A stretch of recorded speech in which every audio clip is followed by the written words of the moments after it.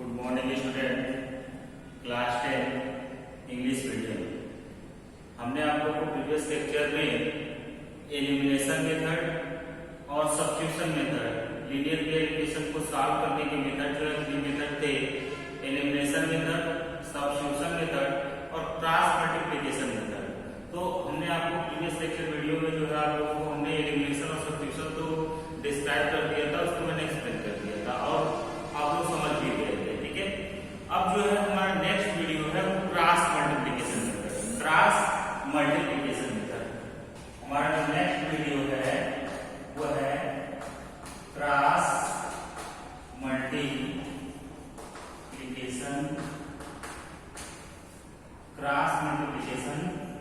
Method. ठीक है, ये लीनियर इक्वेशन को सॉल्व करने के लिए थर्ड मेथड हम बता रहे हैं आपको, क्रॉस मल्टीप्लिकेशन मेथड। इसमें किसी क्रॉस मल्टीप्लिकेशन मेथड से किसी इक्वेशन को, लीनियर इक्वेशन को कैसे सॉल्व करते हैं उसे आप समझेंगे। ठीक है, तो सबसे पहले स्टूडेंट क्या करेंगे, हमको जानेंगे कोई इक्वेशन है मेरे पास, मान लो इस ऑर्डर का है a1x plus b1y equals c1। ठीक है, ये सेकेंड है a2x plus b2y equals c2, b2y equals c2। तो इसमें सबसे पहले हम देखेंगे यहाँ पे कि जो है इसको, जो ये कोफिशिएंट मतलब ये कांस्टेंट टर्म c1 है, इसको एक साइड में कर लेते हैं। ठीक है, तो कैसे करेंगे इसको देखेंगे।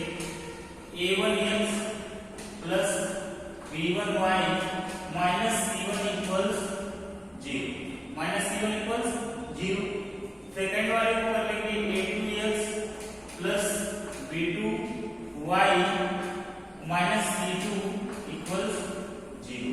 ठीक है, ये हमारा लीनियर इक्वेशन को ऐसे इस फॉर्मेट में कर लेंगे, इक्वल 0 और कांस्टेंट टर्म को इस तरह करेंगे। ठीक है, तो अब जो है यहाँ पे हमारे a1 c1 a2 b2 c2, तो ये जो है नेगेटिव टर्म में आया है तो ठीक है, पॉजिटिव टर्म में आया तो भी ठीक है। ठीक है, तो इसमें जो है इधर नेगेटिव होगा तो इधर पॉजिटिव होगा, तो इसको हम कंपैरिजन कर लेते हैं। इससे a1x plus b1y plus c1 equal 0, a2x plus b2y और प्लस c2 इक्वल 0 से क्या करते हैं, कंपैरिजन कर देते हैं। ठीक है, तो इसमें सबसे पहले ध्यान देंगे हम क्या कर रहे हैं। ठीक है, जैसे हमारे पास यहाँ पर लीनियर इक्वेशन में हमारे पास जो वेरिएबल्स होते हैं वो x है, y है और कोफिशिएंट मतलब कांस्टेंट है, उसका कोफिशिएंट हम 1 लेते हैं। ठीक है, उसका कोफिशिएंट 1 लेते हैं। तो यहाँ पे जो है x का फर्स्ट इक्वेशन में a1 और यहाँ a2। ठीक है, यहाँ पे b1 b2 और कांस्टेंट टर्म में c1 c2। ठीक है, तो अब जो है यहाँ पे कैसे करेंगे, देखो करते क्या है, कैसे फाइंड आउट करेंगे इसको। देखो यहाँ जो है x की वैल्यू फाइंड आउट करने के लिए उसके जो डिनोमिनेटर होंगे x अपॉन लिखेंगे। कैसे लिखेंगे उसको, जो है ये जो है x का कोफिशिएंट क्या है a1, इसको ड्रॉप कर देते हैं। ठीक है, अब बचाएगा तुम्हारे पास y के कोफिशिएंट और कांस्टेंट, तो ये जो है क्रॉस b1 c2 और माइनस b2 c1। ठीक है, तो यहाँ पे जो है x upon b1 c2 minus b2 c1 equals y upon अब स्टूडेंट देखोगे क्या है, यहाँ पे जब हम y के मतलब y को लेंगे, y के लेवल को, तो इसके कोफिशिएंट को ड्रॉप कर देते हैं। इसको छोड़ के इसके बाद कांस्टेंट टर्म आएगा c1 c2, उसके बाद कौन आएगा a1 a2। तो यहाँ से c1 a2 और माइनस c2 a1, तो यहाँ से y upon c1 a2 minus c2 a1, c1 a2 minus c2 a1 और इक्वल्स 1 अपॉन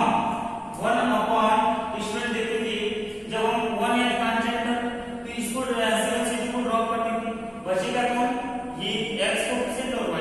ठीक है, तो x का क्या है a1 a2 b1 b2, तो इसमें क्रॉस मल्टीप्लिकेशन कर लेते हैं।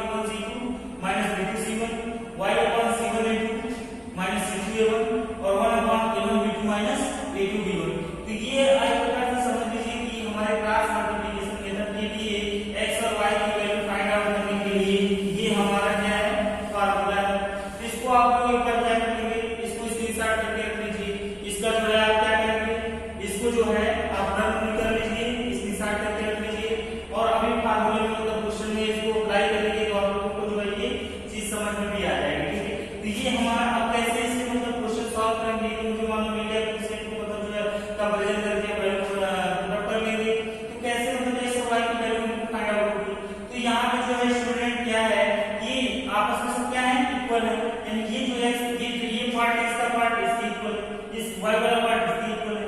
तो ये जो है इसमें क्या करेंगे कि मतलब एक बार x वाले पार्ट को ये कांस्टेंट टर्म वाले पार्ट से इक्वल दिखा लेते हैं तो हमको x की वैल्यू मिल जाती है, और y वाले पार्ट को कांस्टेंट टर्म से जब हम इक्वल करके देखते हैं तो क्या मिल जाती है, y की वैल्यू मिल जाती है, ठीक है। तो ये हमारा क्या है फार्मूला हो गया क्लास मल्टीप्लिकेशन मेथड के लिए, क्या है x upon v1 c2 minus v2 c1, y upon v1 a2 minus c2 a1 और 1 upon v2 minus v2 a1। तो स्टूडेंट ये आप इस फार्मूले को लर्न कर लेंगे, सबसे बेस्ट रहेगा आप लोगों के लिए। तो सबसे पहले स्टूडेंट हम आप लोगों को बताएंगे कि मतलब इसको किसी एग्जांपल के थ्रू समझते हैं कि कोई क्वेश्चन दिया हुआ है तो इसको क्रॉस मल्टीप्लिकेशन मेथड से कैसे सॉल्व करेंगे, तो वो हम आप लोगों को बताते हैं एग्जांपल के थ्रू, ठीक है। देखो कि क्या है एग्जांपल है मेरे पास,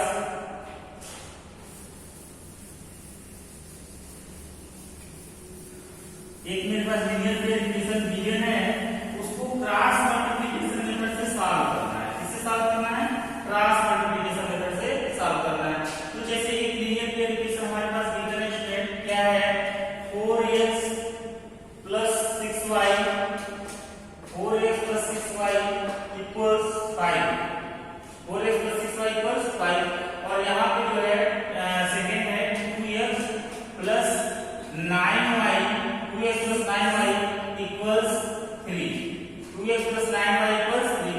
तो स्टूडेंट मेरे पास ये है 4x plus 6y, 4x plus 6y equals 5 और 2x plus 9y equals 3। तो अब स्टूडेंट इसको जो है बोला है कि इसको क्रॉस मल्टीप्लिकेशन, ये लीनियर मल्टीप्लिकेशन है हमारे पास, बोला है इसको क्रॉस मल्टीप्लिकेशन मेथड से सॉल्व कर दीजिए। तो इसको क्रॉस मल्टीप्लिकेशन मेथड से कैसे सॉल्व करेंगे, पहले सबसे पहले इसको हमने आप लोगों को बताया था कि किस फॉर्मेट में करेंगे, ठीक है। तो इसको हम सबसे पहले उसको उस फॉर्मेट में करते हैं, ठीक है। तो ये क्या हो जाएगा 4x plus 6y minus 5 equals 0, ठीक है। और ये जो है तुम्हारा क्या हो गया 2x plus 9y minus 3 equals 0। तो स्टूडेंट यहाँ क्या है, ये a1 ये b1 है और ये c1 है स्टूडेंट, ये क्या है c1 है, यहाँ पर ये a2 है, ये b2 और ये c2 है, ठीक है। तो स्टूडेंट क्या करेंगे, पहले कंपेरिजन करके और कोएफिशिएंट की वैल्यू फाइंड आउट कर लेंगे, ठीक है। तो स्टूडेंट यहाँ से जो हमारा a1 होगा वो है 4, ठीक है स्टूडेंट। जो हमारा b1 होगा वो क्या है स्टूडेंट 6 है, ठीक है। जो हमारा c1 है वो क्या है c1 equals -5, क्या c1 -5, ठीक है स्टूडेंट। अब यहाँ से जो है a2 की वैल्यू हमारे पास क्या है 2, a2 की वैल्यू 2, b2 की वैल्यू हमारे पास 9 है, ठीक है। और c2 की वैल्यू -3, c2 की वैल्यू क्या है -3। अब स्टूडेंट हमने आपको ये इसके कंपैरिजन करके हमने जो है फाइंड आउट कर लिया, क्या उसकी कोएफिशिएंट को फाइंड आउट कर लिया, ठीक है, x y और कांस्टेंट, ठीक है, कांस्टेंट को हमने फाइंड आउट कर लिया। तो अब जो है हमको जो है क्रॉस मल्टीप्लिकेशन मेथड के लिए हमने आपको फार्मूला क्या बताया था उसे देखेंगे। देखोगे हमने आप लोगों को बताया था, क्या बताया था क्रॉस मल्टीप्लिकेशन मेथड के लिए फार्मूला क्या बताया था, हमने ये बताया था x अपॉन, देखेंगे अभी एक बार यहाँ और लर्न कर लें। अभी आप हर क्वेश्चन में इसको क्या करेंगे तब करेंगे तो आपको लर्न हो जाएगी, ठीक है। x upon b1 c2 minus b2 c1, x upon b1 c2 minus b2 c1 equals y upon c1 a2 minus c2 a1, ठीक है। अब जो है क्या बताया हमने 1 upon a1 b2 minus a2 b1। तो इसमें यहाँ पर क्या करेंगे वैल्यू पुट कर देंगे, जो भी वैल्यू है a1 b1 c1 a2 b2 c2 की वैल्यू फाइंड आउट करके यहाँ पर कर देंगे। तो इसमें हमारा क्या हो जाएगा यहाँ पे x अपॉन b1 c2, तो b1 c2 क्या है 6 इंटू -3, 6 इंटू -3, और यहाँ पे स्टूडेंट माइनस क्या है 6 इंटू b2 हो गया माइनस b2 b2 9 और इंटू -5, 9 इंटू -5, यहाँ पे क्या होगा माइनस रहेगा 9 इंटू -5, ठीक है, equals y upon student y upon क्या है c1 a2 minus c2 a1, तो c1 क्या है -5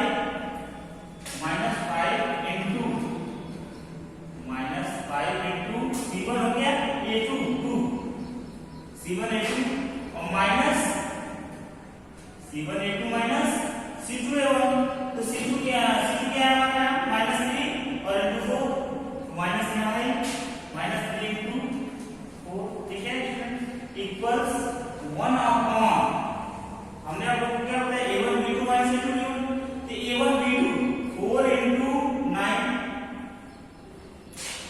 इंटू 9 और माइनस a1 b2 हो गया, उसके बाद क्या है a2 b1, तो 2 इंटू 6, यहाँ पे क्या है हमने क्या बताया a1 b2 तो 4 इंटू 9 और फिर क्या a2 b1 तो 2 इंटू 6, तो स्टूडेंट यहाँ पे हो जाएगा आपका क्या है x अपॉन 6 इंटू -3 -18, क्या हो गया -18 माइनस ये देखो 9 इंटू -5 -45 होगा और ये माइनस ऑलरेडी है तो क्या हो जाएगा +45, ठीक है स्टूडेंट, अब यहाँ से जो है आपका इक्वल्स y अपॉन ये देखो -5 इंटू 2 -10, ठीक है, और ये देखो -3 इंटू 4 -12 और ये माइनस क्या हो जाएगा +12 इक्वल्स स्टूडेंट यहाँ पे 1 अपॉन 36 माइनस 4 इंटू 9 36 माइनस 12, ठीक है, तो यहाँ से स्टूडेंट क्या हो जाएगा हमारा x अपॉन देखो x अपॉन क्या हो गया ये -38 और +45 -38 +45 कितना हो जाएगा, यहाँ से तुम्हारा ये तुम्हारा +45